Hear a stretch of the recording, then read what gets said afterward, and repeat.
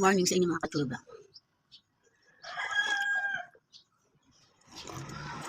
Buti maliwanag na. Kanina ang dilim. Kahit alas 6 na kasi madilim pa rin. Ay, wala talaga machika.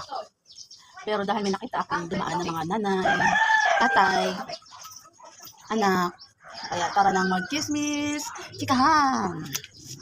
Yun, naalala ko lang. Kung dati kompleto kaming pamilya. Yung tipo kahit nagkakaroon ng sabagay, noon naman talaga, wala naman ako naiisip na problema dati. Kasi pag hanggang yung mga nanay at tatay natin, nakakatuwa. Kasi relax na relax tayo.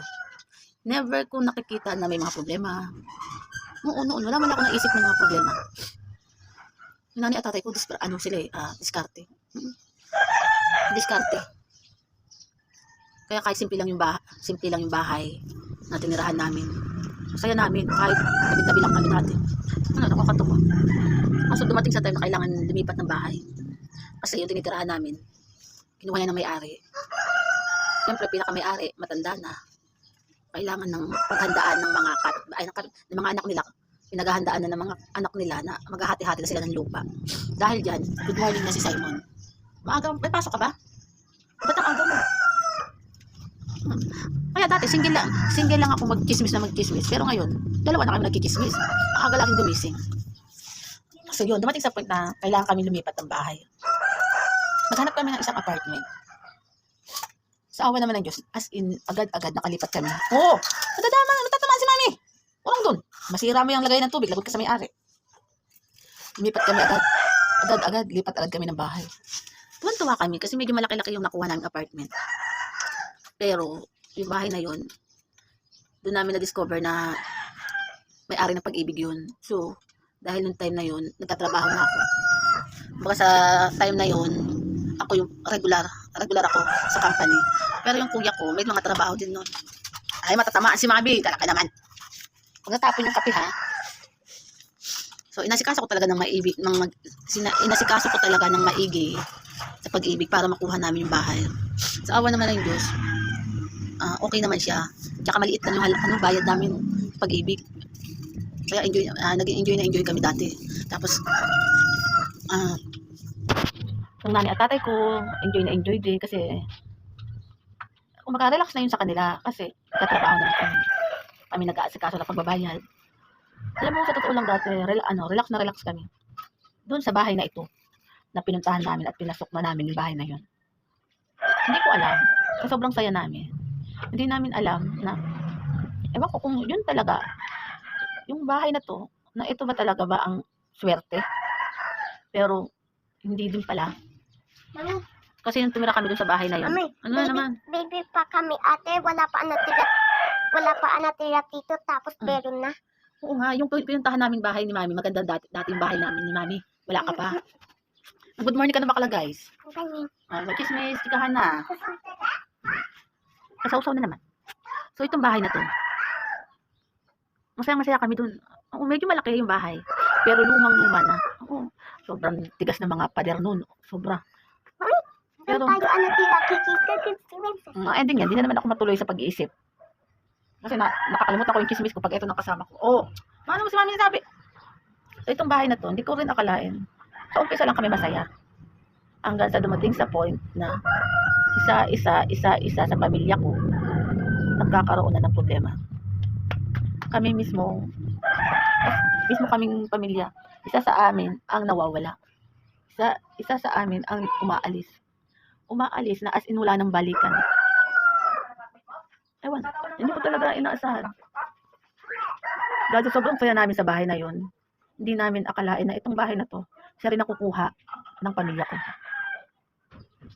Sa totoo lang, hanggang ngayon naman naaalala ko pa yung bahay na yan kasi lagi ko siya naiisip. Sa totoo lang, gusto ko ibalik yung bahay na yun. Yung aasikasuhin ko sa Pag-ibig kung meron pa rin may-ari. So ayaw na ng pamilya ko, ng mga kapatid ko. Ayaw na nila. Kasi natatakot na sila dahil sa bahay na to, nawala ang pamilya namin, ang parents namin. Hindi ko alam kung sa mismong bahay na to, ayun ang malas. Totoo kaya yun na ang isang bahay na maayos, na makukuha mo, magiging masaya kayo buong pamilya. Kasi nagkaroon kayo ng bahay na simple. Pero medyo maganda. Mami, Pero hindi ko akalain na akyatan yung gusto ko akyatan. dahil sa isang magandang bahay, mawawala sila. Ayun ba ang, hindi ko alam, galit ba siya na tumira kami sa bahay na to? Bakit kailangan maalis ang mga pamilya ko? Alam mo yung tipong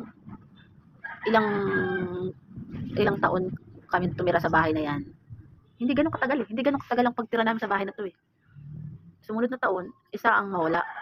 Isa yung mawala. After ng ilang buwan, isa na naman ang makukuha. Panibagong buwan uli, isa na naman ang wala. Panibagong isang buwan, panibago na naman buhay. Sa isang bahay na yun, na 4 silang wala. Hindi talaga namin akalain na kahit sino naman nakapit bahay namin. Sila mismo ang nag-decision din na umalis na kami magkakapatid. Kasi wala na yung parents namin eh. Wala na yung dalawa kong kapatid nun. Na kailangan umalis na lang kami sa bahay na to kahit gustong-gusto namin tumira pa rin doon. Na wag daw kaming manghinayang sa bahay na to na maayos. Pero hindi nyo alam na buhay ang kapalit. Ayoko tong bahay. Ano? Ayoko tong bahay. Sobrang eh. Hindi mo pa kasi nakikita yung bahay na Ayoko yung bahay. Madilim gabi. Ano lang ang bibili? Anong bahay ang gusto natin? Ito. Apartment. Gusto ko tong bahay. Ayaw na daw niya bumili ng bahay. Gusto niya mga apartment na lang at least. Marami daw tao. Madaming So yun, kaya dumating sa point na madilim. madilim talaga doon paggabi. Pero malaki yung bahay ni mami doon. Ito ihaw. Kaya dumating sa point na hindi ko talaga akalain na Hi. kahit na kami magkakapatid noon, ayaw pa namin umalis. Pero yung pinakakuya ko dating isa, ayaw din niyang magpaiwan doon sa bahay na yun. Na umalis kami dapat. Ewan, basta. Minsan naguguluhan din ako eh. Na gustong-gusto ko bumalik sa bahay na yun. Hindi ko alam. Pero ayaw na. Kahit naman yung mga kamag-anak ko dati. Pag nalalaman nila na tinikismis ko na gusto kong ibalik yung bahay na maasikaso ko, ayaw na nila. Kasi na baka may mangyari pa. Sa totoo lang, yung tinirahan kong bahay dati, yung mga naunang natira doon, yung bahay na yun, yung mga taong tumira sa bahay na yun, lahat sila namamatayan din. Mami. Kasi yung lola ko dati, umupa din sila dati kasi nalaman namin yung bahay na yun talaga doon. Tinirahan yung dati ng lola ko, doon sila naupa. Kasama yung mga tita ko. Mami. Pero may tumira din doon. Ay, may namatay din doon. Pero kapatid yata ng lola ko. Namatay ng lola ko. Kapatid ng lola ko, namatay din doon. Kasi nagkasakit din ata doon. So, dumating sa point na ayaw talagang tumira doon. Wala eh. Ang nanay ko at tatay ko dati, hindi namimili sa mga ganyan. Kumbaga hindi sila nakikinig sa mga ganyang sa isang lugar na parang malas. Hindi sila naniniwala. Kahit naman ako, gusto kong tumira uli doon. Kaso, marami mismo kahit mga kapitbahay ko, ayaw nila doon. Kasi marami nga doon, nangyayari. Na baka itong mismong bahay na yun, ang pinakamalas. Kasi sa totoo lang, ang pinaka first na naging problema sa bahay na yun, may-ari ng lalaki. Yung bahay na yun, ang may-ari ng lalaki. May kaya. Kasi maganda yung pagka ng bahay na yun eh. Tsaka maluwag talaga. Tapos, yung lalaki na yun, nalaman ko doon, ang kwento doon, yung lalaki na yun ay namatay din. Siya mismo yung may-ari. Parang namatay dahil sa sobrang sama ng loob. Kasi, ginawa niya yung bahay na yun, pinaayos niya yun. Pero hindi niya akalain na yung kanyang karelasyon, niloko siya. Niloko siya ng isang karelasyon niya. Na hindi niya akalain na lolokohin siya. Kasi para sa yung lalaking yun, talagang ginawa niya lahat ang trabaho, nagkaroon siya ng pera. Talagang ginawa niya yung bahay na yun, pati yung lupa, para magkaroon siya ng sariling bahay kasama yung karelasyon niya. Kaso ang ending, siya pala niloko ng isang karelasyon. Hindi niyo akalain darating siya sa bahay na yon na marami nang nawalang gamit. Kaya sa totoo lang, alam ko lang din naman, gawa sa dami kong kapitbahay doon na malalaki na doon nakatira. Sila mismo nakakita at nakakilala sa may-ari na yun. Kaya yun. Ewan. Hindi ko alam kung yung may-ari talaga ng bahay ang nagsumpa sa bahay na yun. Kaya maraming nagkuha ng bahay na yun sa pag-ibig na hindi talagang natuloy. Kasi may mga namamatay din. Ganda sana ng bahay na yun. Inayos pa namin yun. Inasikaso namin. Naglulog kami ng pag-ibig din dati noon. Tsaka ng SS. Kasi inayos namin yung bahay na yun. Para may sarili kami ng gate. Basta marami kami inasikaso dati. Pero hindi namin akalain mawawala din. Hindi naman siya mawala. Hindi naman siya nawala. Binitawan namin dahil sa maraming nawala sa pamilya.